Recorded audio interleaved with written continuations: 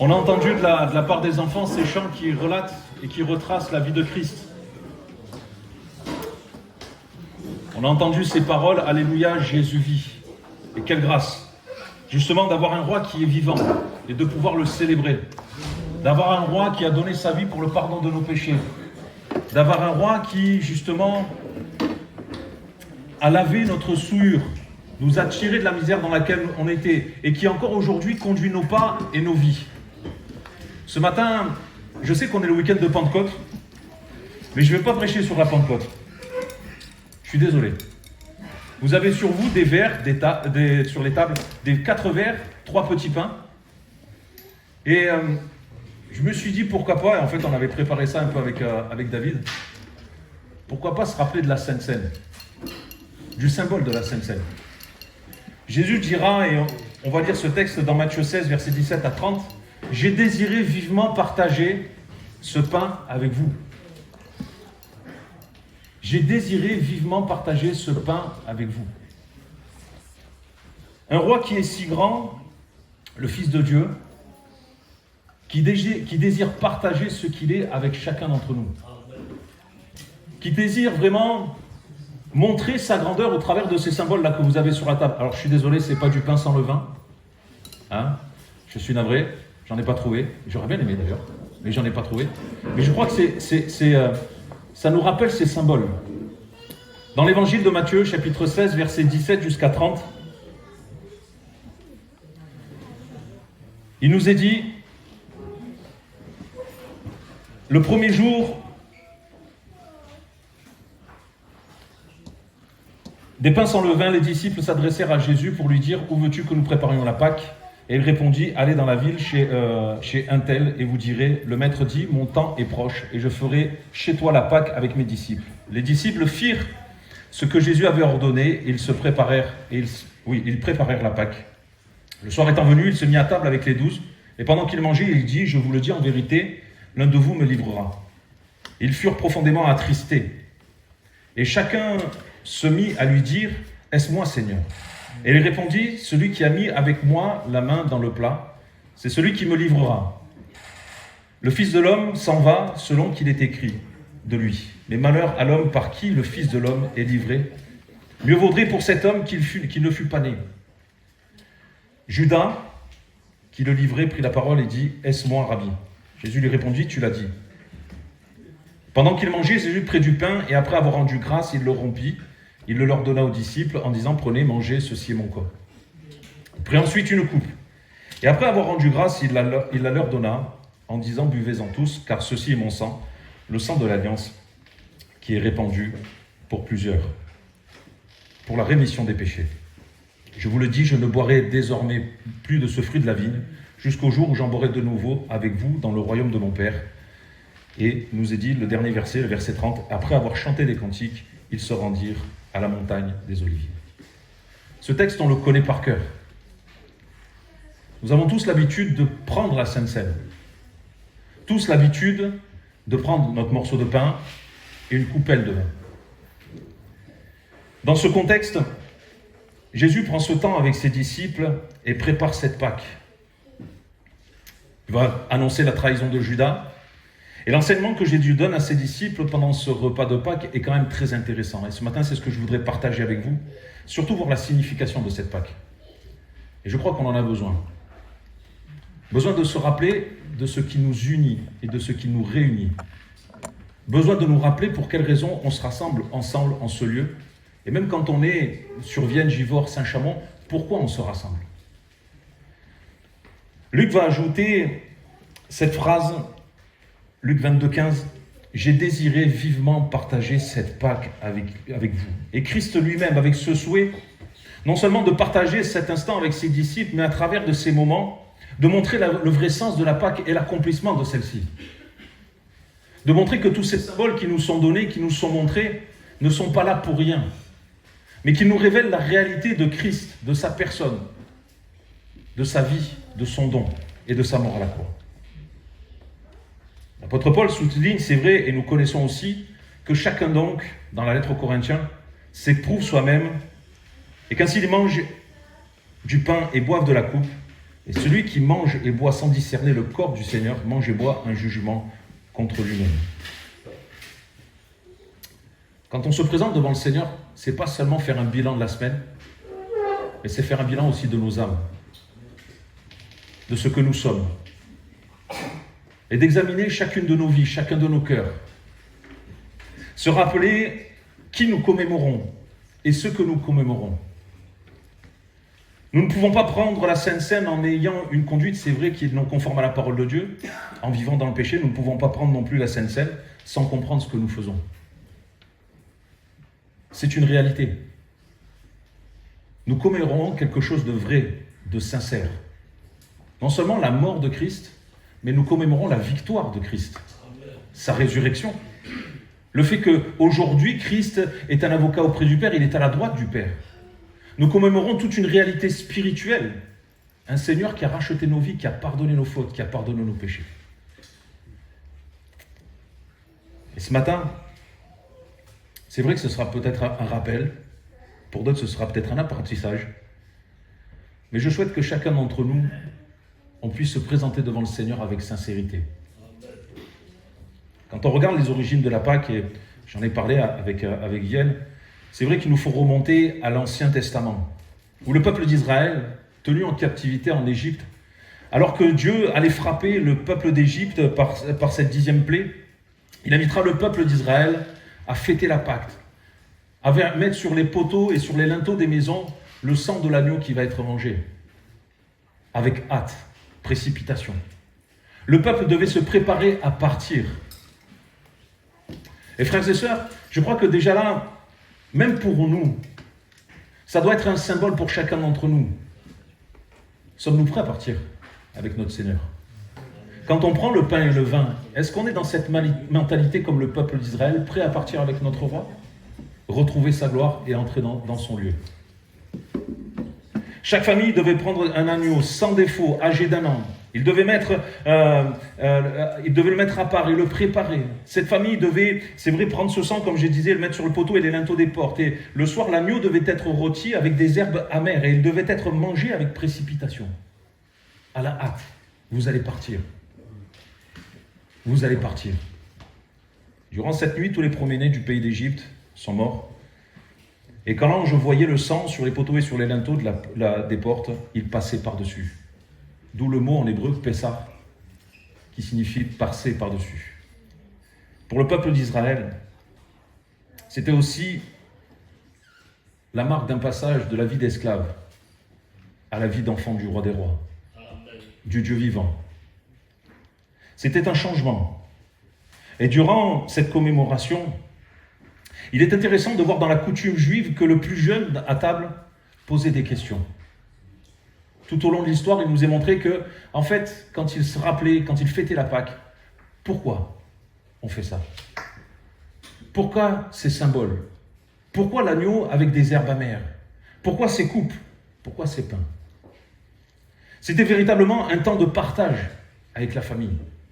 Un véritable temps de communion, où la famille prenait le temps de se rassembler, de se retrouver,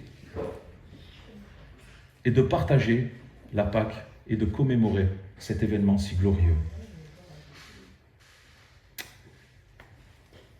La Pâque, quand on regarde, c'est un acte inconditionnel. Dans l'évangile de Jean, au chapitre 13, verset 1er, on peut lire déjà, avant la fête de la Pâque, Jésus, sachant que son heure était venue de passer de ce monde au Père, ayant aimé les siens qui étaient dans le monde, mit le comble à son amour pour eux. Et nous connaissons la suite. Versets 3 à 5, Jésus, qui savait que le Père avait remis toutes choses entre ses mains, qu'il était venu de Dieu et qu'il s'en allait à Dieu, se leva de table, ôta ses vêtements et prit un linge dont il se ceignit. Ensuite, il versa de l'eau dans un bassin et il se mit à laver les pieds de ses disciples et à les essuyer avec un linge dont il était saint. Je ne sais pas si on peut prendre la mesure de ce qui est en train de se passer, si on en saisit vraiment toute la portée. Mais un fils de roi se mettre au rang d'esclave et laver les pieds de ses disciples. Quelle humilité, mais quelle grâce. Quelle grâce de pouvoir justement voir cette action, ce que Jésus est en train d'annoncer et de préparer. Et toute cette réalité-là, déjà préfigure la scène, la Pâque qui va suivre juste après. Toute cette réalité-là montre que déjà Christ s'humilie et il est humilié. Quand on regarde cette scène où Jésus lave les pieds, c'est vrai que ça peut paraître assez étrange parce que nous, on n'a pas l'habitude de le faire, de se laver les pieds mutuellement, les choses comme ça. Je sais que dans d'autres mouvements, ils le font. Mais à cette époque, il était d'usage de nettoyer les pieds pour entrer dans une maison. Pour prendre le repas ensemble. Et c'était souvent un esclave qui se chargeait de cet office-là. Et cette image,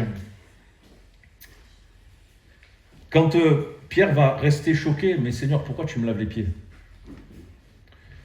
Finalement, un homme qui s'est lavé, qui est entièrement lavé. Un homme qui a lavé ses pieds est entièrement lavé, purifié. Il n'a plus besoin, en rentrant chez lui, de se laver les pieds et de se purifier à nouveau. C'est pourquoi Jésus va lui dire, non, il vaut mieux que ce soit moi qui te le fasse. Je te purifie une bonne fois pour toutes. Tu n'as pas besoin de recommencer. Tu n'as pas besoin de, je te lave une bonne fois pour toutes. Pour ses disciples, ils tirent cette instruction, cet enseignement encourageant. Quand un homme est purifié pour le pardon de ses péchés, il n'a plus besoin d'être lavé à nouveau de ses souillures. L'apôtre Paul l'exprime clairement en disant « Il nous a séparés du péché. Il nous a mis à l'écart. » Et je trouve merveilleux que déjà avant de parler de la Pâque, Jésus montre cette réalité-là. Il nous a séparés du péché. Chacun d'entre nous. Il nous a mis à part. Ce que Jésus fait, c'est vrai, d'une grande humilité, mais aussi une grande preuve d'amour. Lui qui est fils de Dieu, qui se met à un rang d'esclave.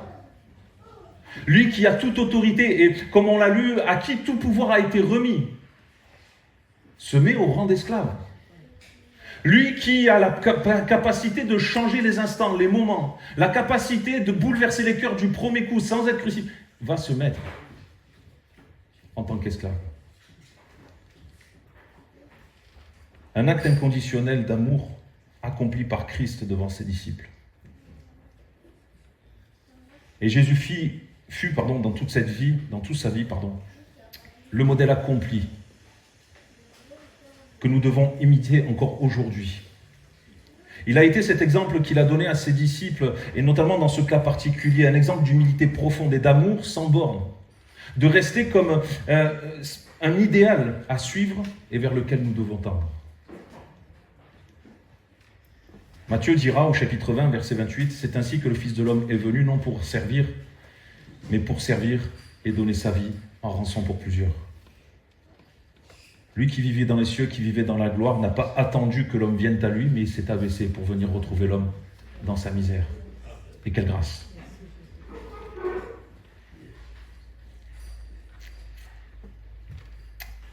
Quand Jésus enverra ses disciples, il leur dira « Dans quelle ville que vous entriez ou qu'on vous recevra, mangez ce qu'on vous sera présenté, guérissez les malades qui s'y trouveront et dites-leur, le royaume des cieux s'est approché. » Les disciples même étaient appelés à refléter la personne de Christ. Le royaume des cieux s'est approché. Et encore aujourd'hui, le royaume des cieux s'est approché pour chacun d'entre nous. Nous avons cette grâce de pouvoir nous présenter devant lui. Cette grâce de pouvoir être ensemble. Cette grâce de pouvoir être une famille. Pourquoi ? Parce que Christ s'est approché de chacun d'entre nous et il a bouleversé nos cœurs et nos pensées et nous a changés.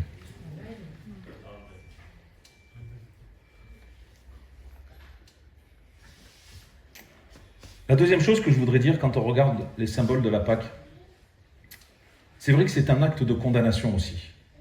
Nous avons lu, pendant qu'il mangeait, il dit « Je vous le dis, en vérité, l'un de vous me livrera. » Et ils furent profondément attristés, et chacun se mit à lui dire « Est-ce moi, Seigneur ?» Et ils répondirent Celui qui met avec moi la main dans le plat, c'est lui qui me livrera. Le Fils de l'homme s'en va, selon qu'il est écrit de lui. Mais malheur à l'homme par qui le Fils de l'homme est livré. Mieux vaudrait pour cet homme qu'il ne fût pas né. » C'est vrai qu'on parle souvent de Judas qui va trahir Jésus. On parle de cet homme qui va vendre pour quelques pièces d'argent la vie de Christ. Mais je voudrais ce matin rester sur cette phrase, « Celui qui a mis avec moi la main dans le plat ». Il y avait quoi dans ce plat? Et il y avait dans ce plat un agneau rôti au feu avec des herbes amères. Alors ce matin, je suis désolé, vu que l'agneau c'est un peu cher, j'en ai pas trouvé. Mais si je le préparais avec des herbes amères, vous ne l'aurez peut-être pas mangé. Ce mélange qui était dans ce plat était utilisé justement, et dans toute cette préparation, rappelle l'amertume de la souffrance. La difficulté que l'agneau va traverser. Ce qu'il va supporter, ce qu'il va porter sur lui. Le goût des aliments, le goût de la viande est amer. Le pain est sans levain. Il n'y a pas de véritable saveur et on ne peut pas dire que le repas de la Pâque était peut-être le meilleur repas. Celui peut-être de nos parents, nos grands-mères qui nous préparaient ou de nos épouses qui nous préparaient un bel agneau pour la Pâque. Mais là, c'était pas de la gastronomie 4 étoiles. Ça avait le goût de la douleur, de la souffrance, de ce par quoi Jésus devait passer et ce par quoi il devait traverser. L'amertume symbolise justement cette période d'esclavage dans laquelle était le peuple d'Égypte. Période de souffrance, de douleur pour le peuple. Mais pour Christ, elle représente cette période de souffrance, la condamnation qu'il va prendre sur lui, notre condamnation, qu'il va subir. Et Ésaïe 53 en parlera clairement. L'apôtre Paul dira de Jésus-Christ dans la 2e lettre aux Corinthiens, « Celui qui n'a point péché, il l'a fait devenir péché pour nous, afin que nous devenions en lui justice de Dieu. » Dans notre texte, la trahison de Judas, et personnellement je trouve extraordinaire ce moment où Judas et Jésus trempent leur pain ensemble et tombent au moment où ils posent cette question. Christ est celui qui prend notre condamnation. Il prend notre condamnation. Dans la lettre aux Romains, l'apôtre Paul dira « Chose impossible à la loi, parce qu'elle était faible par le fait de la chair, Dieu a, en envoyant son Fils, son propre Fils, dans sa chair, semblable à celle du péché et à cause du péché, a condamné le péché dans la chair. » Devant Dieu, nous étions condamnables. J'étais condamnable.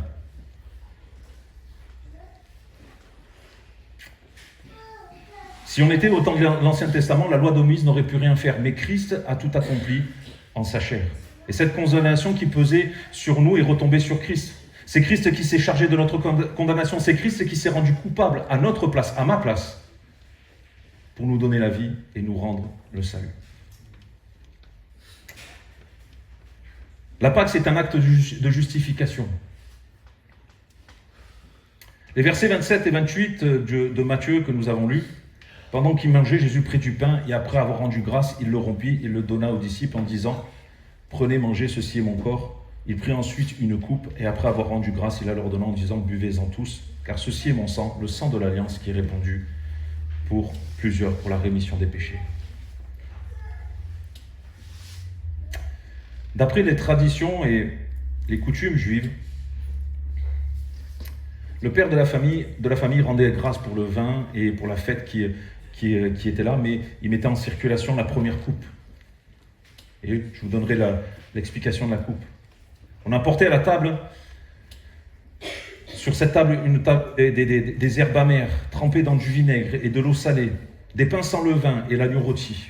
Et après avoir prononcé la bénédiction, le père de famille prenait quelques herbes amères, les trempait dans la sauce et les mangeait avec l'agneau. Les autres convives suivaient son exemple. Ensuite, le père, après s'être lavé les mains, prenait les 2 pains et en rompait un et passait les morceaux l'un sur l'autre, prononçant une bénédiction, puis enveloppait l'un des morceaux d'herbe amère, trempée dans la sauce, et mangeait un morceau avec l'agneau une nouvelle fois. Et c'était le début du repas. Et à la fin, il chantait des psaumes, du psaume 115 au 118, si vous voulez les références, et il buvait une dernière coupe. On va faire quelque chose d'un peu particulier ce matin.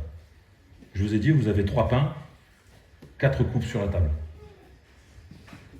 Alors vous inquiétez pas pour les coupes, on a prévu les petits gobelets pour que chacun puisse prendre le vin.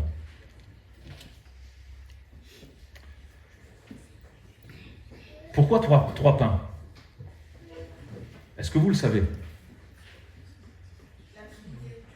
Qui c'est qui a dit ça? Merci ma soeur. Exactement. La Trinité, le Père, le Fils, le Saint-Esprit.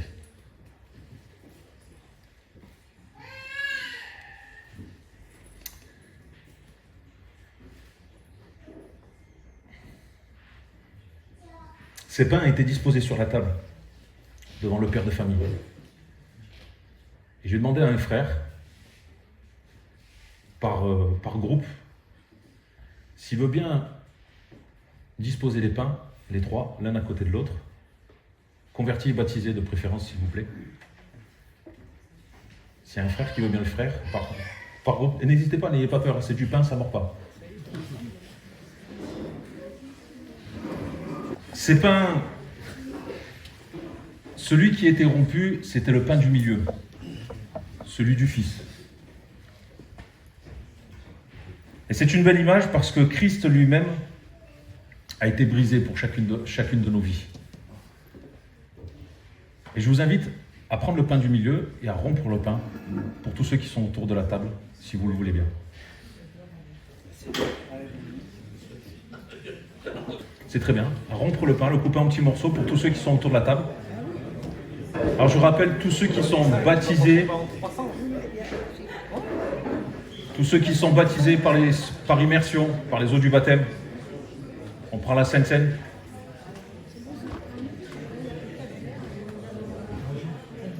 Il y a des petits gobelets, j'ai compris.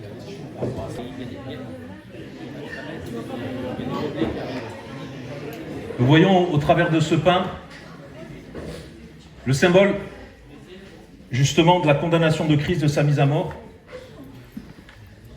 Plus d'être l'anneau de Dieu, il montre la justification de nos vies.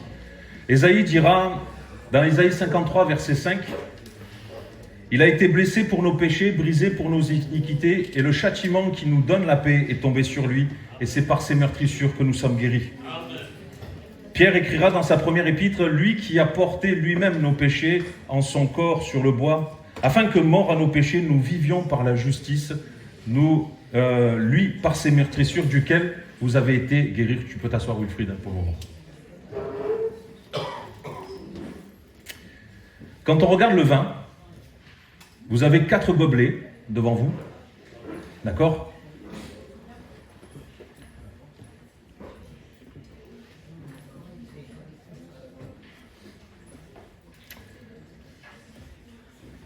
Et pendant le repas, ces 4 coupes étaient prises et elles ont 4 significations. La première, c'est la coupe de la sanctification. La deuxième, c'est la coupe des fléaux. Et cette coupe est intéressante parce qu'elle a été prise après le rappel de l'Égypte, de ce temps d'esclavage. Nous, quand on lit un texte, on voit Jésus prendre une seule coupe dans ce texte-là. Mais pourtant, il y avait tout un déroulé pendant ce repas. Et on voit vraiment cette réalité où Jésus, tout en déclinant cette explication, explique l'accomplissement de la parole de Dieu. Se rappelle justement pour la deuxième coupe de ce passage en Égypte et de cette sortie d'Égypte. La troisième coupe, qui était la coupe de la rédemption, ou la coupe de bénédiction, ou la coupe du salut. Le rachat de nos âmes. Et c'est cette coupe-là que Jésus présente dans notre texte en particulier. Le rappel du fait que par son sang, il nous a lavés et il nous a pardonnés. Et il y a aussi cette 4e coupe. c'est la coupe de la louange. Après avoir chanté des cantiques, ils se rendirent à la montagne des Oliviers. Cette dernière coupe nous place dans l'espérance et dans le salut éternel, comme placé dans l'espérance le peuple d'Israël. Et celle que Jésus va prendre, c'est la troisième coupe, la coupe de la rédemption. On voit cette idée du prix payé pour délivrer quelqu'un de l'esclavage. L'agneau était offert à la Pâque et le prix était pour délivrer Israël de l'esclavage de l'Égypte. Le sang sera un signe sur les maisons où vous êtes. Je verrai le sang et je passerai outre. Il n'y aura pas de plaie sur vous pour vous détruire, car je frapperai le pays d'Égypte. Dans notre texte, la coupe que Christ prend et se rappelle de cette délivrance, celle du passage où nous sommes passés de la mort et où il nous a rendus à la vie. C'est celle-ci où l'apôtre Paul l'appellera la coupe de bénédiction. Et le père de la famille, à ce moment-là, a prononcé une bénédiction en remerciant Dieu avant de la donner à ceux qui l'entouraient. Jean écrira: mais si nous marchons dans la lumière, comme lui-même est dans la lumière, nous sommes mutuellement en communion, et le sang de son Fils Jésus nous purifie de tout péché. Marc parlera aussi de cette même façon de louer. Après avoir rendu grâce, il leur donna, ils en burent tous. Et ceci est mon sang, le sang de l'alliance, répandu pour plusieurs. Dernier aspect par rapport à la symbolique de la Pâque, un acte d'espérance. Nous avons lu, je vous le dis, et je ne boirai plus désormais de ce fruit de la vigne avec vous jusqu'au jour où j'en boirai de nouveau avec vous dans le royaume de mon Père. Et après avoir chanté les cantiques, ils se rendirent à la montagne des Oliviers. Ces quelques mots sont à la fois l'annonce du départ de Christ, mais aussi l'annonce de la résurrection de Christ. C'est une espérance que Christ laisse à ses disciples. Par ces mots, il va les amener à ne pas regarder seulement à la commémoration, mais à l'espérance du royaume de Dieu. Au fait du jour, ils seront dans sa présence, dans la plénitude de la gloire de Dieu. Nous le savons. Même pour nous, la commémoration aujourd'hui est le reflet d'une gloire nouvelle. Cette commémoration, ce rappel de l'œuvre de Christ, est aussi pour chacun d'entre nous une joie, parce que nous sommes dans l'espérance du retour de notre Seigneur et de le joindre avec lui, de nous joindre à lui dans la gloire de Dieu. Elle nous rappelle l'union avec Christ. Elle nous rappelle l'amour qu'il manifeste et la vie qui est en nous, la grâce que nous avons de pouvoir appartenir au Roi des Rois. Et avant de prendre le pain et le vin, j'aimerais prendre un dernier point.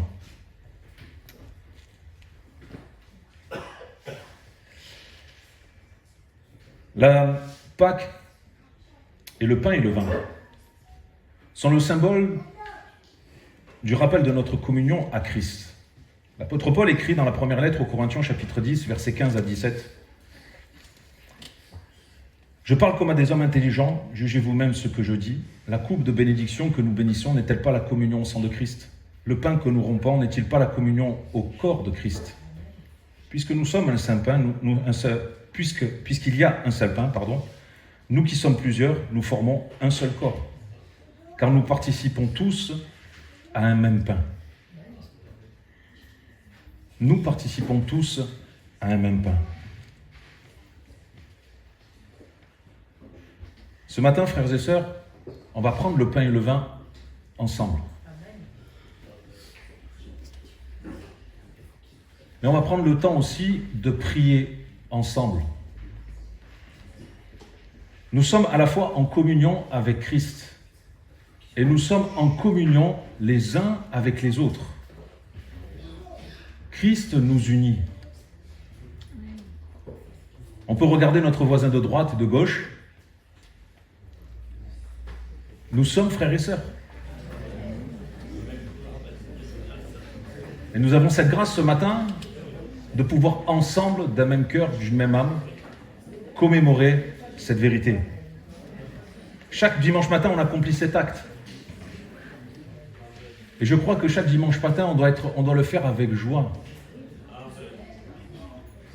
Dans la joie avec notre frère, notre sœur. Dans la joie parce que nous sommes en communion avec Christ. Dans la joie parce que nous sommes unis par Christ. Dans la joie parce que nous sommes dans l'espérance. Amen. Amen. J'aimerais terminer par une petite histoire d'un pasteur qui s'appelle Don Carson, où il va dire, imaginez deux Israélites, Nathan et Simon, la veille de leur première Pâque, au pays de Goshen. Ils discutent ensemble. Il y en a un, Nathan dit à Simon, dis-moi, ça t'inquiète pas toi de ce qui va se produire ce soir? Simon répond, non, pas vraiment, Dieu nous a dit comment nous préparer. Par la bouche de Moïse, il a parlé, donc nul besoin de s'en inquiéter. Tu as besoin d'immoler l'agneau? Tu as bien pris son sang? Tu l'as bien mis sur les poteaux et sur les linteaux de ta porte? Dit Simon. Tu as l'intention de manger le repas de la Pâque avec ta famille? Tu es prêt pour le grand départ? Nathan va répondre et dit, évidemment que j'ai fait tout cela. Je ne suis pas bête à ce point quand même. Mais je t'avouerai que je stresse un peu. Quand je pense à tout ce qui s'est produit ces derniers temps dans les environs, les moustiques, l'eau changée en sang, quand je pense à toutes ces plaies terribles, à tout cela, et à présent, cette nouvelle menace, le fils des premiers-nés qui risque d'être tué, pour toi, ce n'est pas la fin du monde. Tu as 3 fils. Moi, j'en ai qu'un. Tu sais combien j'aime mon fils Joseph. Ah, ce 10e fléau qui arrive. Je sais bien que Dieu a dit que je sais bien ce que Dieu a dit et j'ai badigeonné le sang sur la porte. Mais je ne peux pas m'empêcher de trembler, c'est plus fort que moi. Chose certaine, je me porterai bien mieux quand toutes ces affaires seront derrière nous. Et Simon répond, moi ça ne m'inquiète pas du tout. Je suis plus que prêt et j'ai toute confiance dans la personne de Dieu. Ce soir l'Éternel traversera le pays, va frapper les premiers-nés qui se trouvent en Égypte et qui se trouvent en Égypte, pardon. Regarde cette histoire, qui perdra son fils, Nathan ou Simon? Aucun des deux. Pourquoi? Parce qu'aucune des familles israélites, cette nuit-là, n'a été épargnée de la mort sur la base de l'intensité de sa croyance ou de sa foi. Mais les familles israélites ont été épargnées sur la base du sang de l'agneau. Frères et sœurs, c'est ça encore que nous allons commémorer. Le sacrifice de Christ. Peut-être encore aujourd'hui, on se pose des questions, on a des doutes. Et je veux qu'encore ce matin, on prenne la mesure de cet acte que nous allons accomplir. Je vais demander à Denis, Wilfried, si vous voulez bien vous lever pour prendre les plateaux et faire passer les plateaux après dans les rangs. Et est-ce que tu veux bien prier pour nous avant de prendre le pain et le vin, s'il te plaît?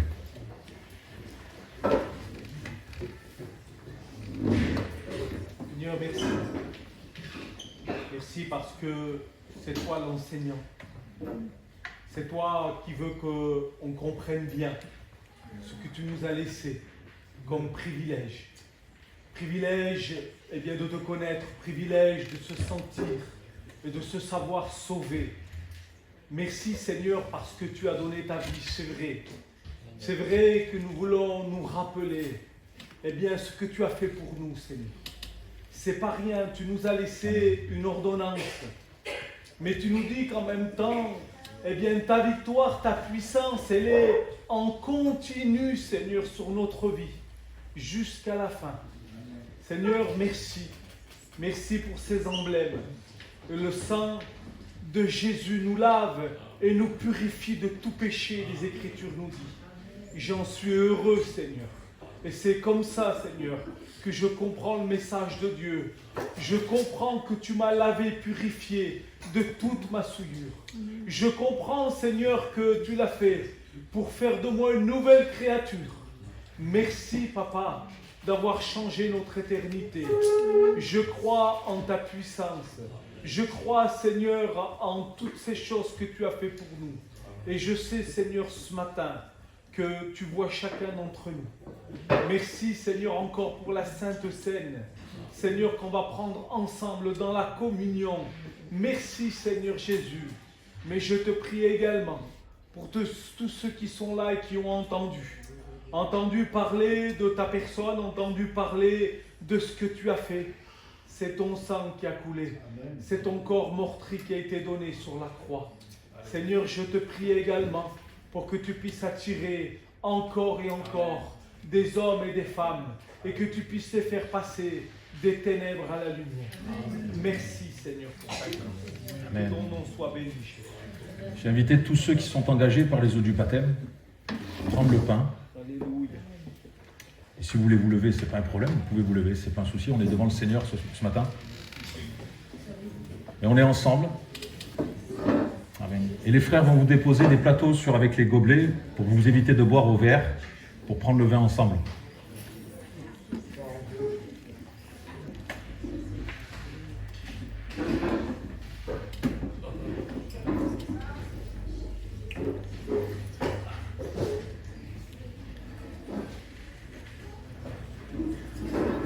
Amen.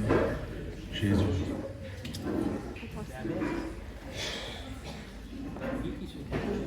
S'il veut manger tout à l'heure, il va manger, s'il va tenir. Voilà. Bon. Je m'excuse si peut-être ça vous a choqué, la manière de faire, ou si ça vous a dérangé. C'est pas le but, c'est pas de choquer aussi, mais je tenais à ce qu'on prenne la Sainte Seine ensemble. J'aimerais que l'on prenne un moment pour prier pour les uns pour les autres. Et on va prendre la personne qui est à votre droite, votre gauche, simplement. Priez pour la vie de votre frère ou de votre sœur qui est à vos côtés. Comme je le disais tout à l'heure, nous sommes à la fois en communion avec Christ, mais nous sommes en communion les uns avec les autres. Et nous avons besoin des uns des autres. Amen. Je vous invite à prier pour votre voisin de droite ou de gauche, ou les deux.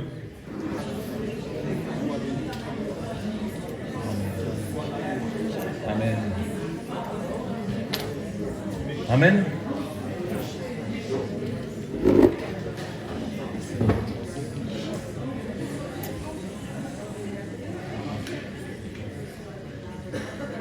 Amen.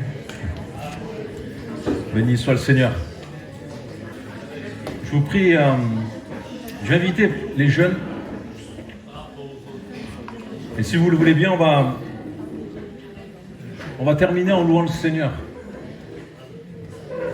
On va reprendre ce chant, je veux me réjouir dans le Dieu de mon salut. C'est lui qui me fait marcher. C'est lui qui me réjouit.